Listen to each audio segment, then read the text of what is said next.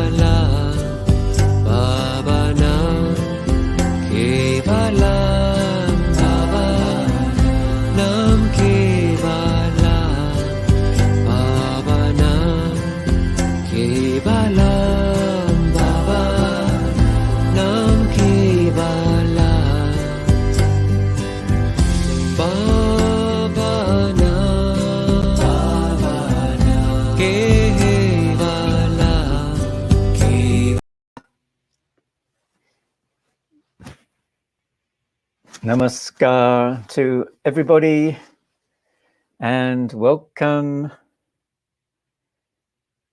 Feel free to announce yourself in the chat so I know who's here. It's nice to be back with everybody again, wherever you are on this beautiful planet.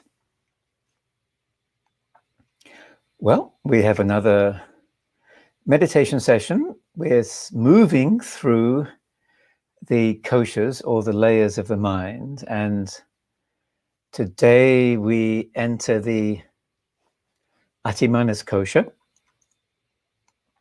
I think I have a little banner for this. Here we go. Atimanas kosha. We looked at it a couple of weeks ago when we explored extra cerebral memory, those karmic memories that we carry from one incarnation to another. But today we're going to look at Atimanas kosha in the light of creativity. And this Atimanas kosha is part of what we call the causal mind. So in this model of the mind, the kosha model of the mind is broadly divided into three parts. There's the crude, there's the subtle, and there's the causal. The crude mind is the mind that is engaging with the world through the senses.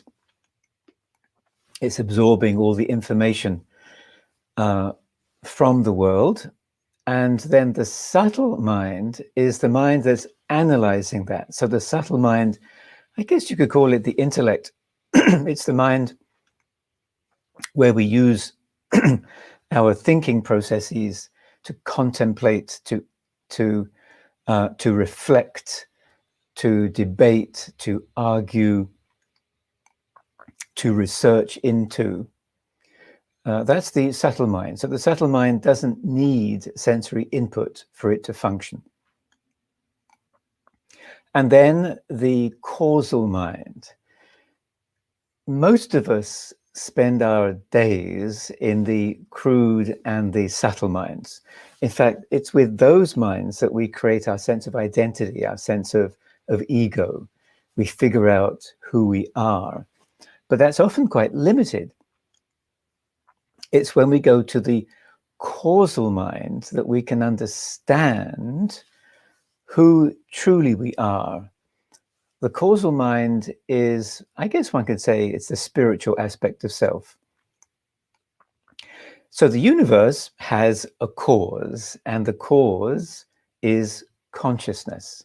From consciousness, everything that we see around us manifested.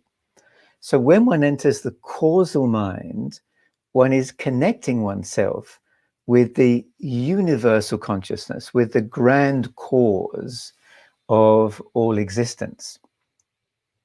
So naturally, when we're able to access this very pure part of our minds, we're going to have a completely different perspective on ourselves, a completely different understanding of what life is. And I think this has been the aspiration of human beings since the beginning. We've yearned to understand what life is all about, who truly we are. And in those lower parts of the mind, it's very difficult to have a more of a cosmic understanding. So we need to be able to access the causal mind in order to understand more of the truth of reality. Obviously, it's not so easy. Otherwise, we would have done this way back in our evolution. So this is part of the challenge of life, is to figure out how we can open doors or windows in order to access the more sublime aspects of ourselves. One of the beautiful aspects of the Ati-Manaskosha, this first layer of the causal mind, there are 3 layers, is creativity. And this will be the topic of our meditation today. Creativity. Now, creativity is something innate. It's creativity is the universe. We just have to, I guess, understand that every snowflake is different. Every grain of sand on the beach is different. Every sunrise is different. Every sunset is different. Every day is different. Every person is different. That the universe is itself an expression of creativity. So then if we're logical, we would think, well, if the universe is creative, I am a member of the universe, so I should also be creative. Some of us think, well, I'm not creative. I can't sing, I can't dance, I can't play music, I can't draw. But creativity, I think, is not so much of an individual separate action. It's more of a state of mind, that creativity can be brought into relationship, into the workplace, into the way that one moves. So I think we should all understand that because we're in a creative universe, it's unfolding creatively, and I'm a part of that. Therefore, I'm creative. So let's give a few examples of how that might well be true. There was a study I was reading about the other day of university students who were told that if they smelt something, and this thing had a cinnamon smell to it, so if they smelt this aroma, it would make them more creative. So half the students in this study smelt the aroma, and half the students didn't. And sure enough, those students who smelt the aroma, because they were told that the aroma would make them creative, became more creative. So it's kind of a placebo effect, right? They thought it would make them creative, therefore it did. But the implication there is that we are by nature creative. Otherwise, where did that creativity come from in this study? Another way we can conclude that we are creative beings is when we create creative spaces or creative times. So let's say in a day, your creative time is from 5 till 6 in the evening. And you'll probably find that when you get to 5 or 6 in the evening and you sit quietly and you do something creative, that creativity flows through you because there was the intention to be creative at that time. It opened up creative possibility. In my case, I sometimes have creative spaces. So I go for a hike every Monday morning, as I've mentioned, and I've got one part of this trail. It's about an 8-mile walk. So one part of the trail I call the trail of inspirations, the trail of inspirations. And as soon as I enter this trail, I open my mind to inspiration. And it's amazing what inspirations I have. In fact, many of these sessions, these Wednesday meditation sessions, are a result of the thoughts I have on the trail of inspirations. So it's purely a construct of my mind. It's purely a use of my imagination, right, to demarcate this probably half a mile, like almost a kilometer stretch of trail as a trail of inspirations. But it works. I get inspired. So then where does this inspiration come from? Where does this creative thought process come from? It comes from within. So I think we should all understand that we are creative beings by virtue of being a very evolved being living on a very creative planet in an extremely creative universe. Let's look then at meditation and how meditation can help to enhance our creativity. Number one is mood. Meditation makes us feel good. We can come out of a meditation transformed, feeling positive, feeling upbeat, feeling loving, feeling compassionate. This is one of the wonderful benefits of meditation. And it could be a 2-minute meditation, and it has that effect of shifting mood. And we know very well that when we're in a good mood, life has so many more possibilities. I remember in India, I was, for a time when I was living in the ashram, I was the assistant to one of the senior monks there. So people couldn't get to him unless they came to me first. And they would often ask me when they came, so what's his mood today? And so if I said he's in a good mood, then they would ask for an appointment. If I said he's not in a very good mood, then they would go away and try the next day, because they knew, as we all know, that when the mood is good, the possibilities are more. So if you want to get a favor from somebody, you wait till they're in a good mood. You don't ask them when they're grumpy or irritated or annoyed.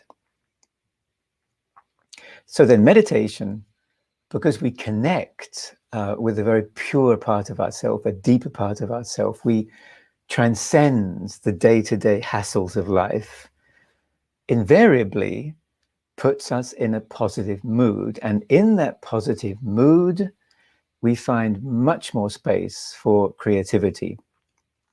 Our imagination is more fertile. Our sense of optimism is stronger, and the possibilities of life are way more numerous in those good mood spaces.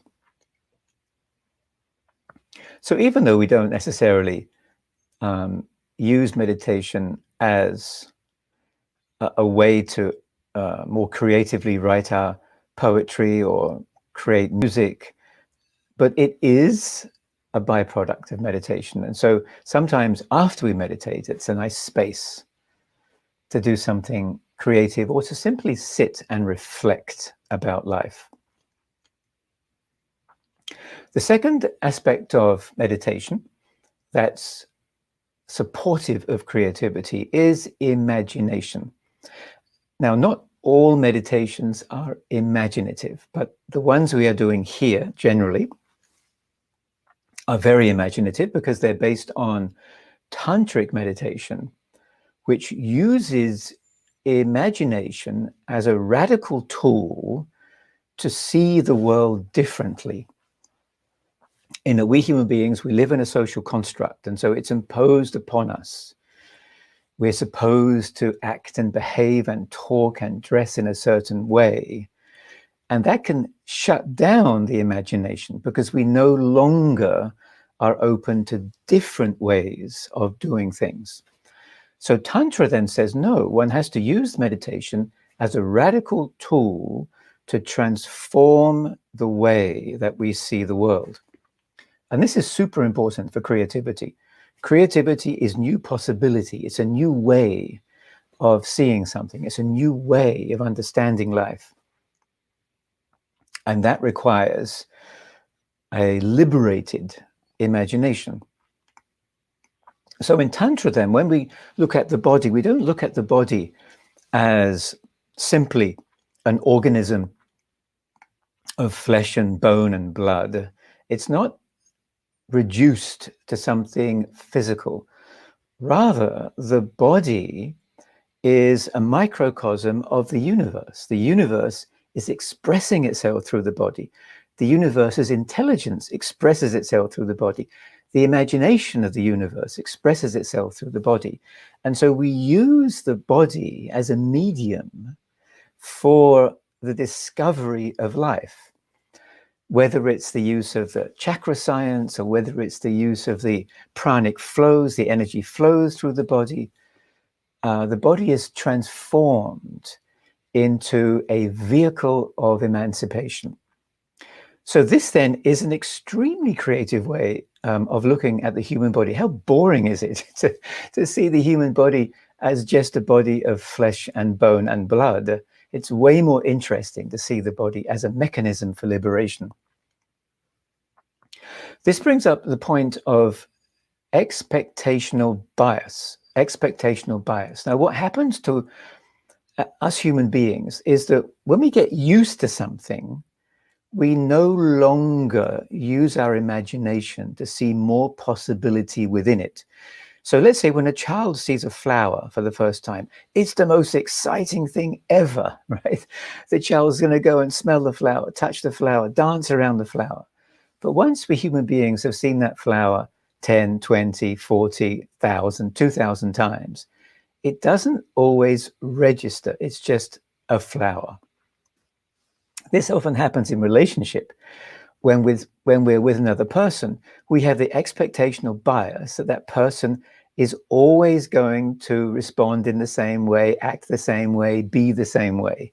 We reduce that person to a certain set of behaviors. And so the relationship can get stuck. It can get stale when each of the two partners has the expectation or the judgment that the other is always going to behave in a certain way.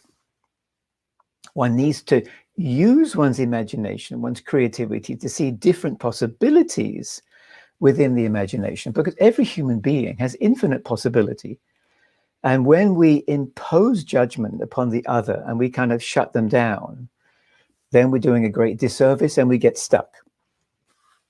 So we have to be very careful about expectational bias, about coming to a definitive conclusion. Oh, it's never going to change. That person's always going to be the same. Society is always going to be stuck in materialism, right? We've then shut the possibility of change down. We've completely denied that the universe is infinitely creative and can express itself in any way at any moment.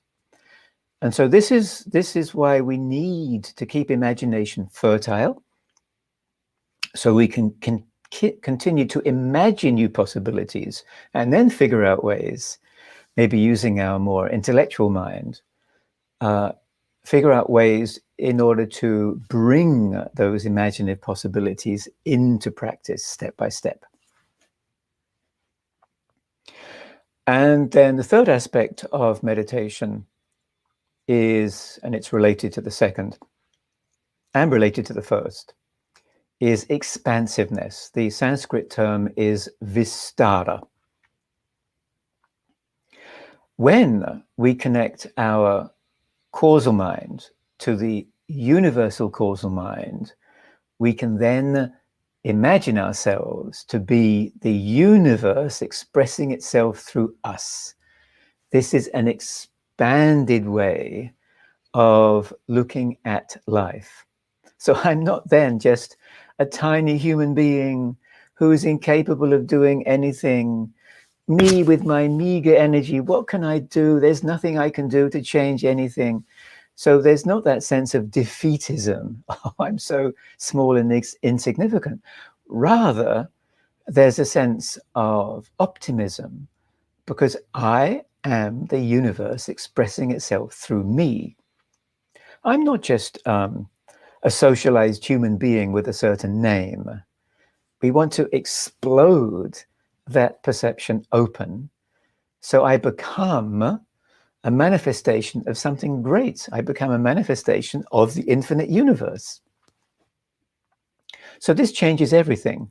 When our identity explodes and we become the voice of the universe, our arms become the limbs of the universe, our eyes become the sight of the universe.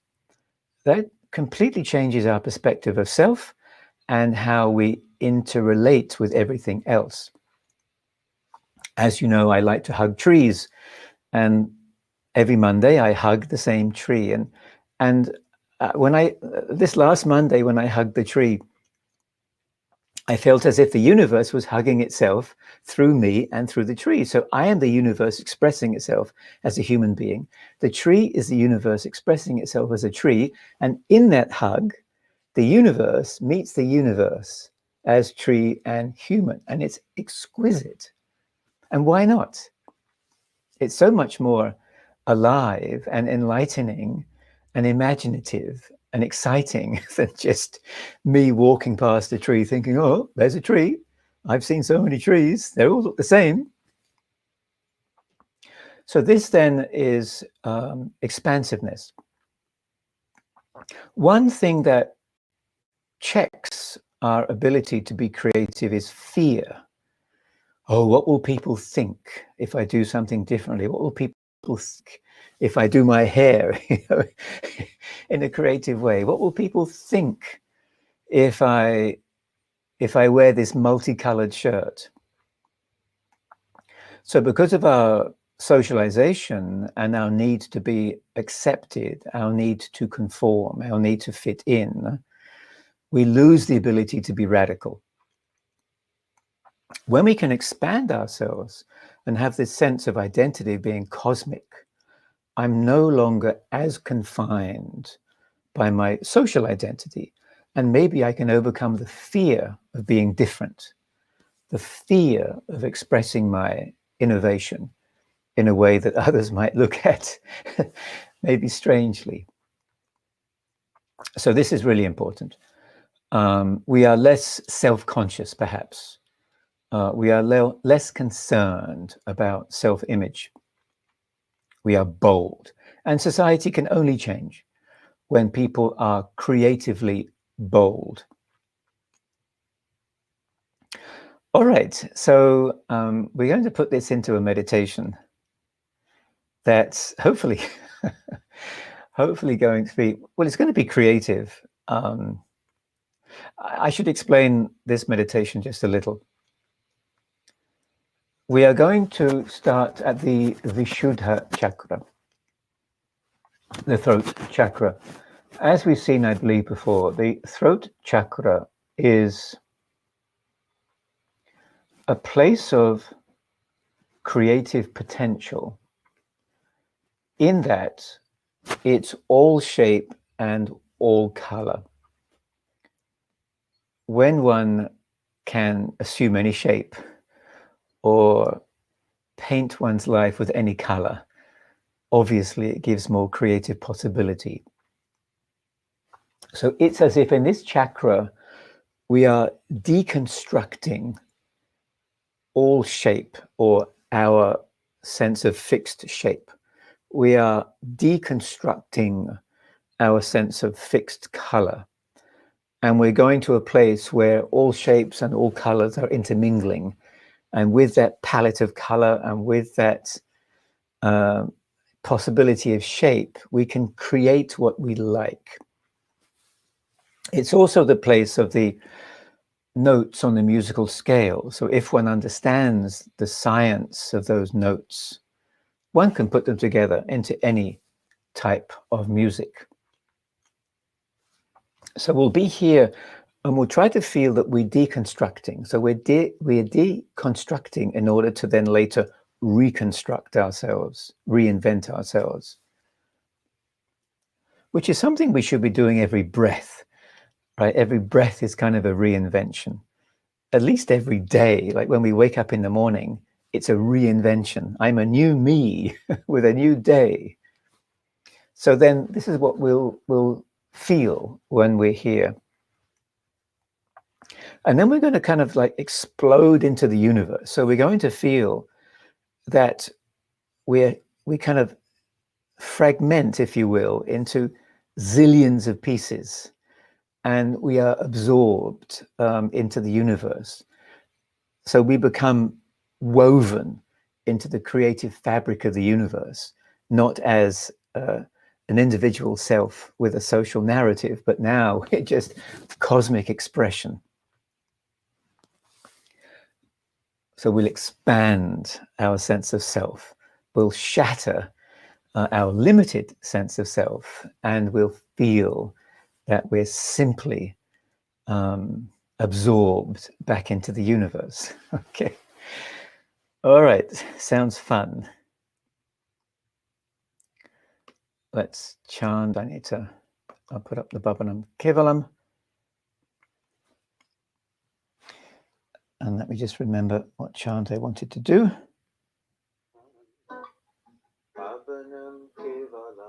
All right.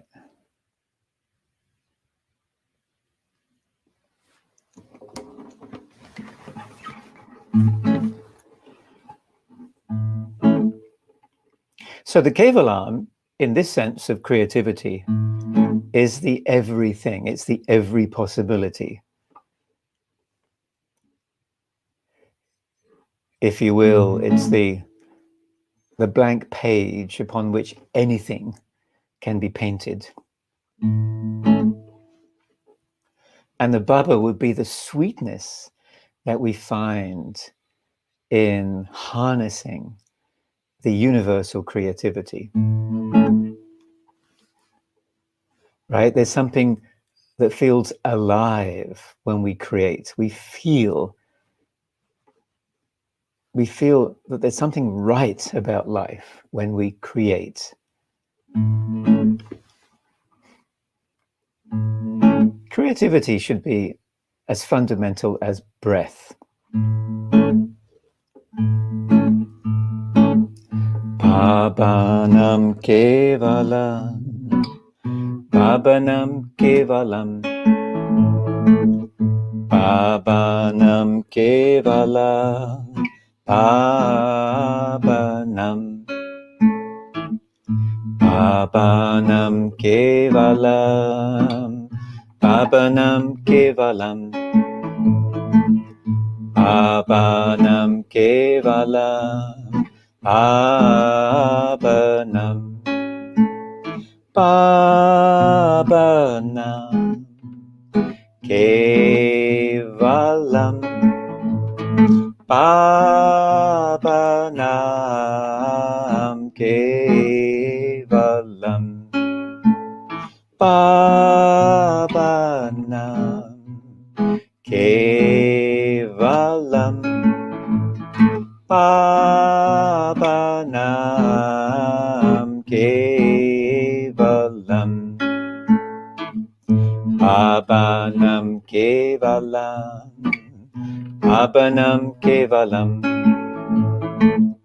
Bhavanam Kevalam, Bhavanam,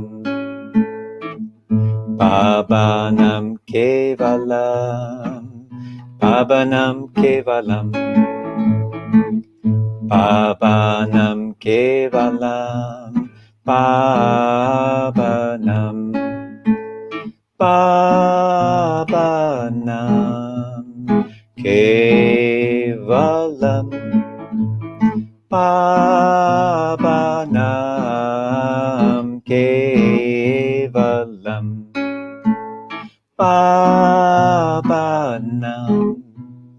Kevalam, Pavanam Kevalam, Pavanam Kevalam, Pavanam Kevalam, Pavanam Kevalam, Pavanam, Pavanam Kevalam, Pavanam Kevalam, Pavanam Kevalam, Pavanam, Pavanam Kevalam, Pavanam Kevalam, Pavanam Kevalam,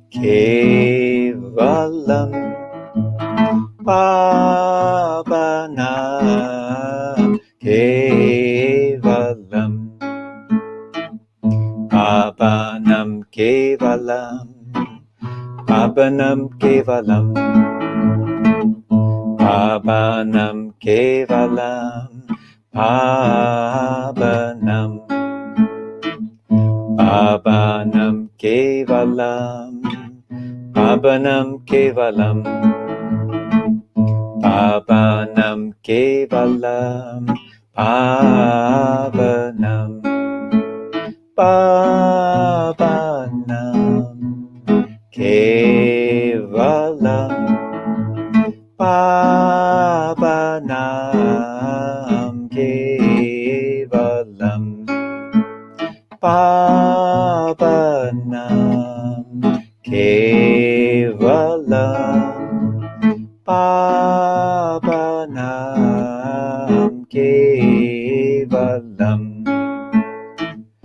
Pavanam Kevalam, Pavanam Kevalam, Pavanam Kevalam, Pavanam, Pavanam Kevalam, Pavanam Kevalam, Pavanam Kevalam, Pavanam, Pavanam Kevalam, Pavanam Kevalam, Pavanam Kevalam, Pavanam Kevalam,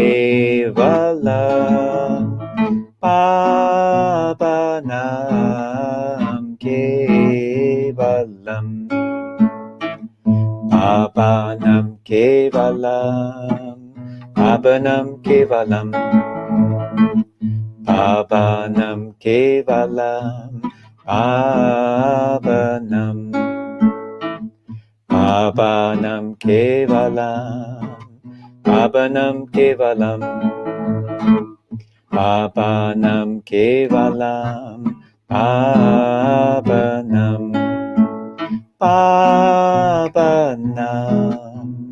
Kevalam.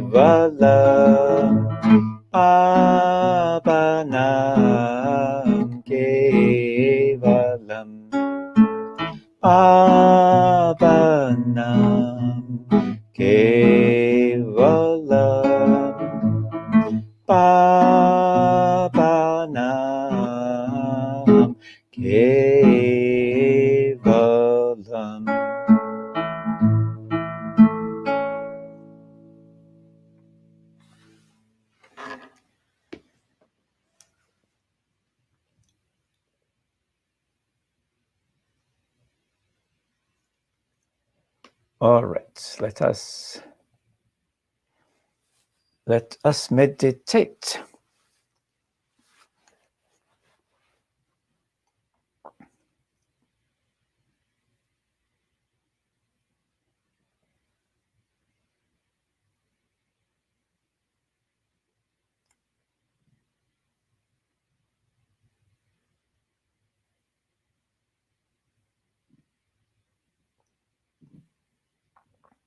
As you attune the mind to the breath,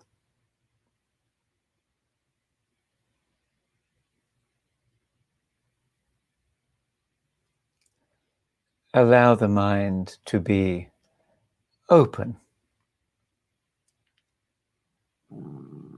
open to possibility.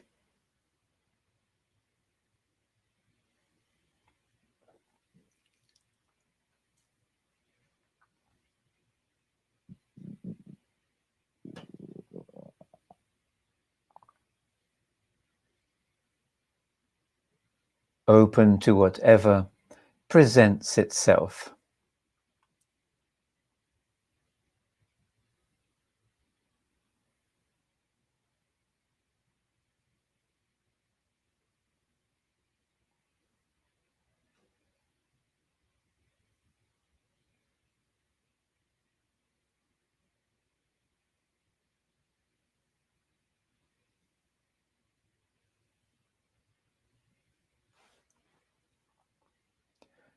With the exhalations, feel a deepening of one's presence within.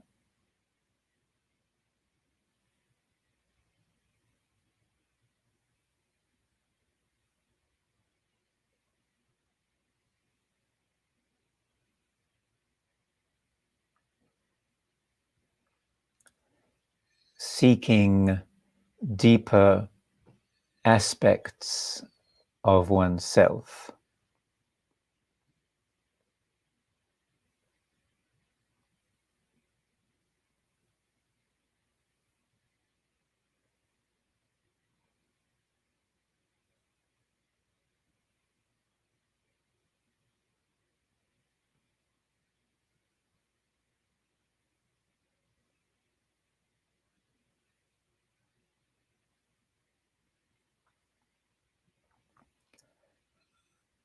Open mind,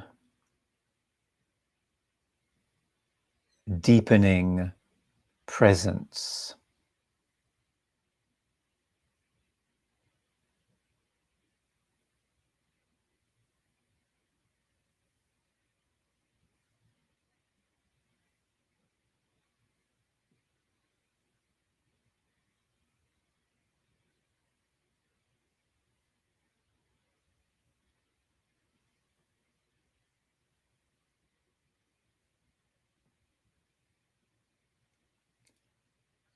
Open mind, deepening presence.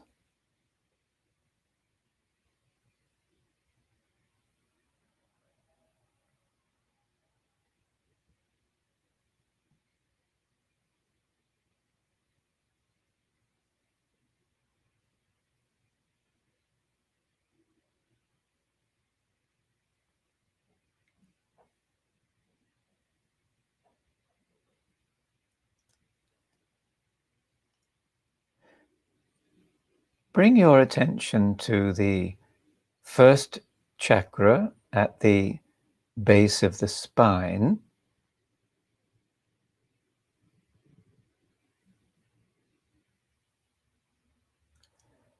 and allow your awareness to rise up through the spine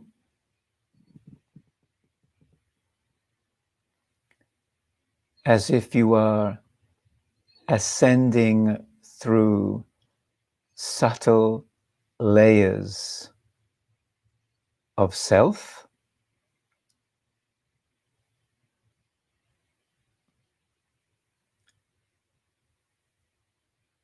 to the throat chakra, the Vishuddha chakra.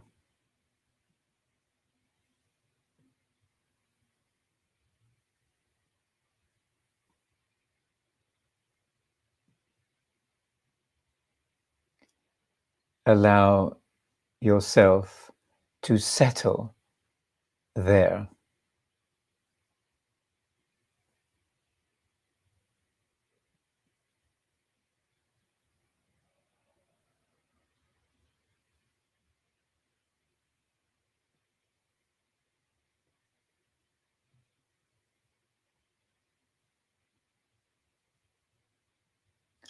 Feeling that here are the creative building blocks of life, shapes, colors, sounds.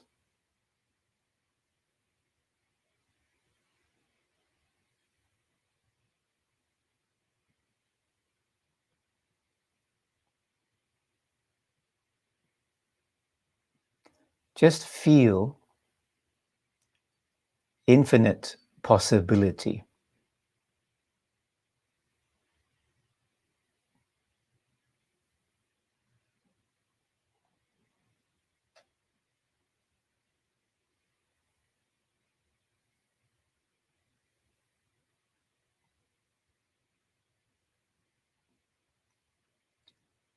Just be with breath, be with this chakra, be with the feeling of infinite possibility.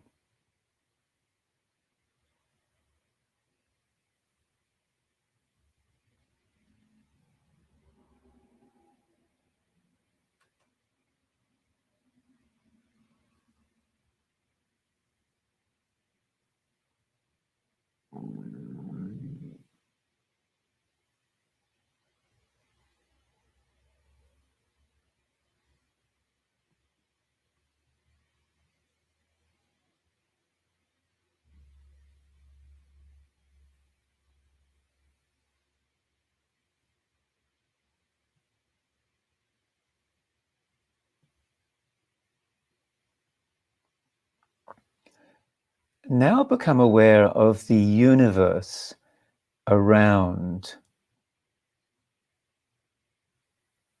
you as this chakra.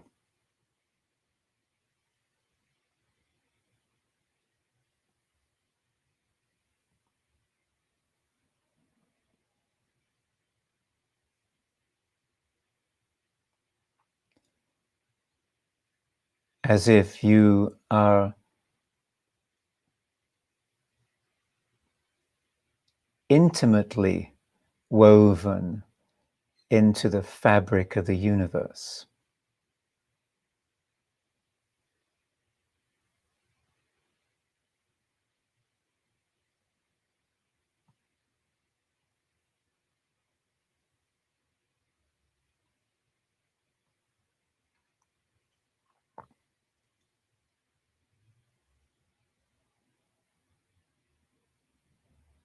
Allow the sense of self to be limitless, as what you are is absorbed into the universe itself.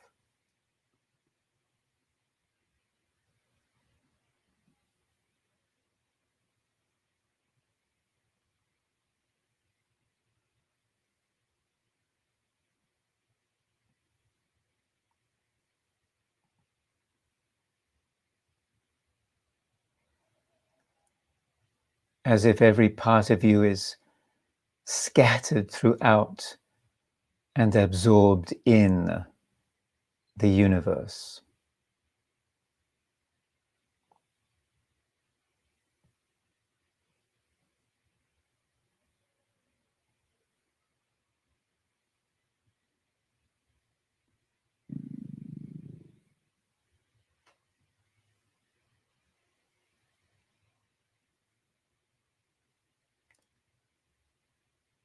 Let's be in silence here, either being with just breath or your mantra,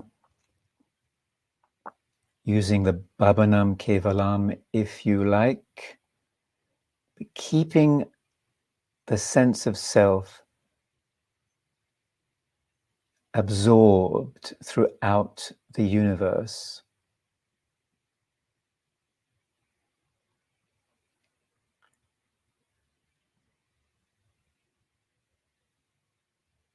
So the universe is something within, not without.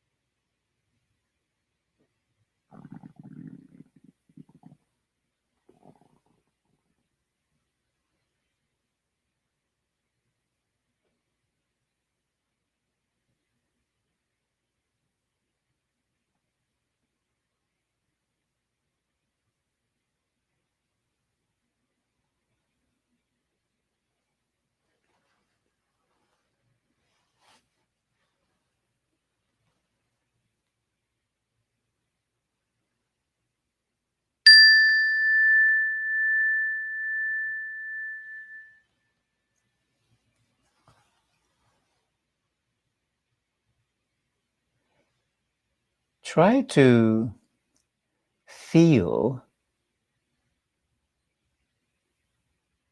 the universe's creative powers in this expanded state, scattered through the universe.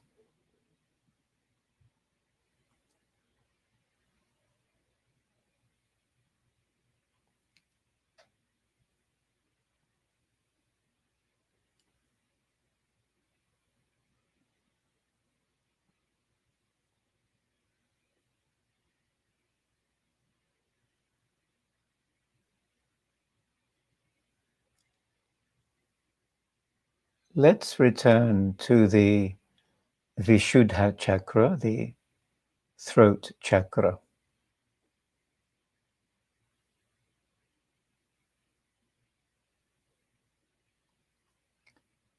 But try to feel that it is touched by the creative expression of the universe, that the chakra is itself the universe being creative.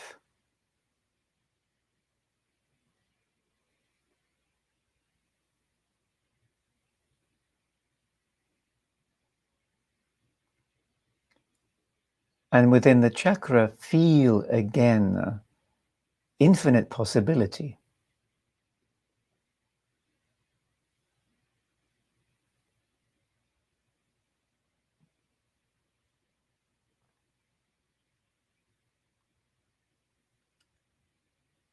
One's freedom to create.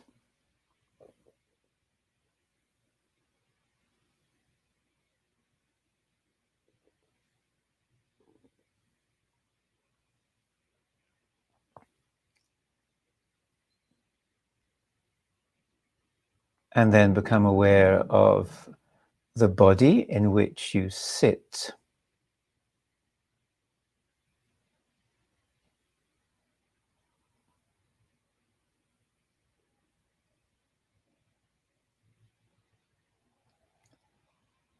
And how the body is itself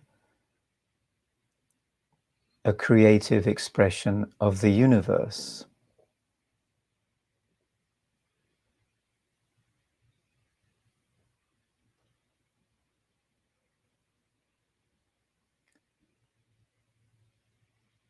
Even as you return to the body, feel its connection to the grand universe.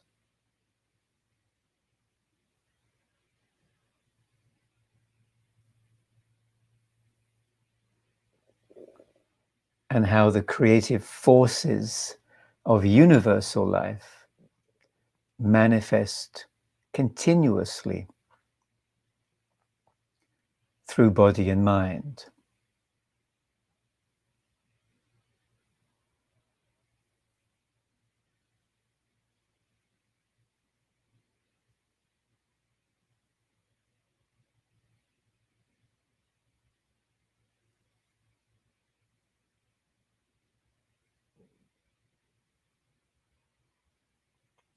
And be aware of one's life, waiting for one to join it. People, places, objects, actions.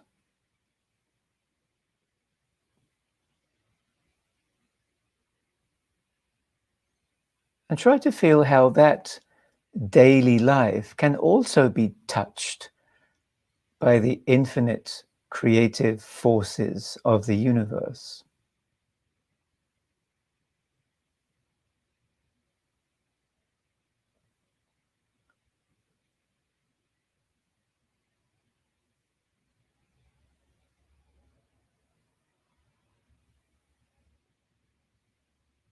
Even the most mundane task, every relationship can be linked to the majestic creative forces of life.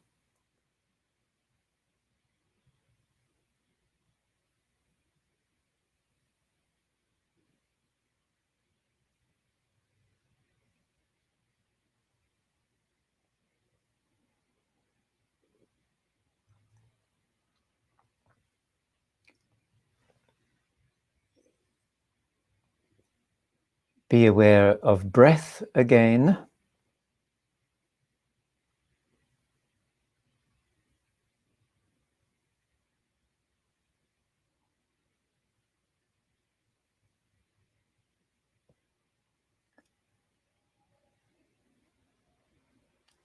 And when you are ready,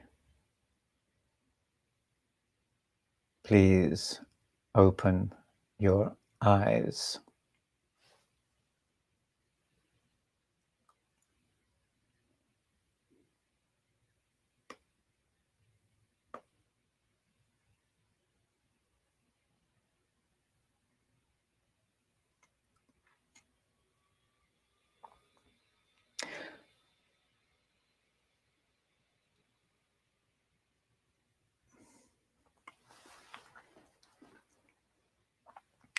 So obviously for that meditation, we had to use imagination. Imagination is something beautiful, right? Because it gives us all possibility. And we saw in that meditation how the body, when we use imagination, can be transformed into a magical organism that gives us the medium for the deep inner seeking. The body, in this case, was the launching pad for us to scatter ourselves into the infinitely creative universe. And hopefully mood has changed as a result of what we just did. And in this changed mood, perhaps one feels some creative inclinations, inspirations. If anybody has a comment, feel free. I see some new names, I think, Bikram.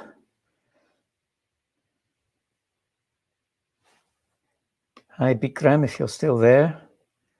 And Victor, I think I haven't seen you before, so hi, Victor. Maria Louisa says, yeah, that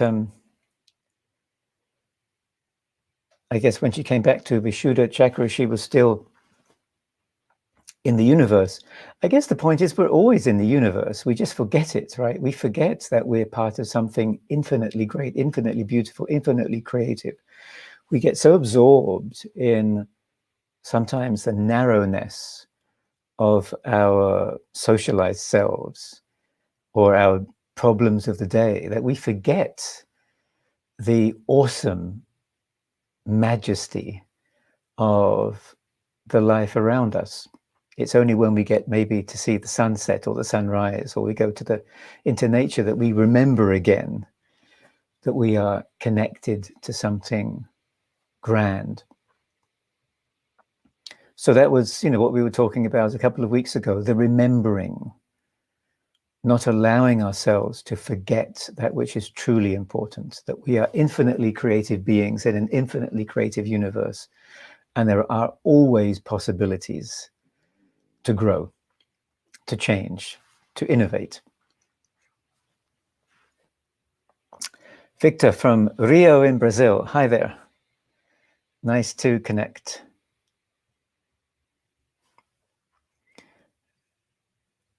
Anything else from anybody? Or are you off doing something creative all of a sudden?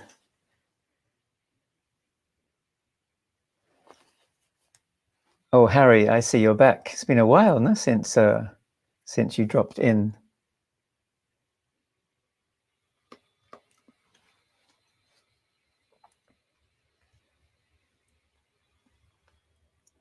But I think, creativity is, I think I mentioned before, it's kind of a state of mind, it's a state of being. But also we just need to be aware, because we could change the way we get into our cars even, right? Even the most mundane task. We're making oatmeal. We can do more creatively. We could dance as we are making the oatmeal. We have to be careful that we don't make the mundane boring. When life becomes boring, then we can allow that to become like a dominant energy. And when we can transform the mundane into something animated, exciting, colorful, creative, then we have a much better chance of being more creative overall. So it doesn't have to be that we are writing the next symphony.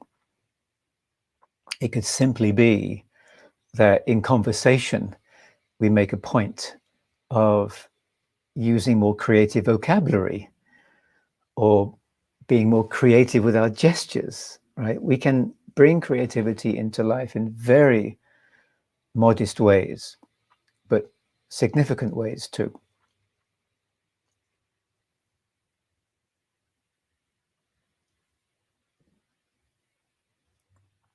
So David's talking about Ananda Sutra. David, you want to be a little bit more specific about that?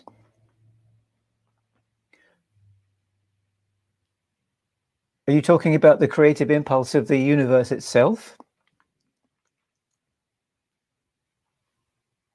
If you will, that there must have been some sort of an impulse that created life. I mean, there's intentionality behind everything. And so potentially there's intentionality, in an impulse that's intentional behind the universe itself. And a meditator can try to connect with that as the infinitely creative seed, if you will, of existence. When you look at an acorn, like in the acorn, there's the creative potential of the oak tree. And so the universe could have its potential, its seed in potential that resulted in everything we see around us. And so we could try to link ourselves to that creative seed. With imagination, everything is possible. So we need to make sure we keep our imagination fertile. All right. There we are. So it's been wonderful to connect with everybody. Best wishes in bringing creativity into every aspect of life and having fun with that. Children have a lot of fun because they're so imaginative, they're so creative. Why do adults suddenly shut that down? It's a disservice to the human condition. So let's be examples of people who bring creativity into every aspect of our lives.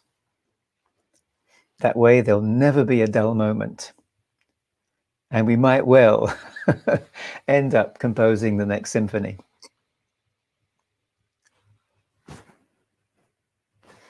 Okay, then. Best wishes. I must go.